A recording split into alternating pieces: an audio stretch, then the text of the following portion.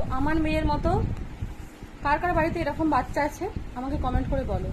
আমার মেয়ের ঘুম পেলে কান্না, ঘুম থেকে উঠলে কান্না, খিদে পেলে কান্না, খাওয়ানোর সময় কান্না, খাইয়ে দিলে কান্না, হিসু পেলে কান্না, হিসু করলে কান্না, হিসু করে প্যান্ট খুললে আবার কান্না, প্যান্ট পরালেও আবার কান্না, পটি পেলে কান্না, পটি করে ফেলার পরেও কান্না, সেটা পরিষ্কার করে প্যান্ট পরানোর সময় বা গা হাত পা মোছানোর সময় কান্না, তারপর বাইরে নিয়ে গেলে, কোথাও নিয়ে গেলে অচেনা মানুষজন দেখে কান্না, কেউ নিতে চাইলে কান্না, খেলতে খেলতে কান্না, ওর বাবা বাইরে কোথাও গেলে কান্না, আমি বাথরুম গেলে কান্না, আমি রান্না করতে গেলে কান্না। ওর কান্নাটা কিভাবে বন্ধ হবে? তোমাদের বাড়িতে কার কার বাচ্চা আছে এরকম যে কান্না বন্ধ হয়েছে আমাকে একটু কমেন্ট করে বলো তো।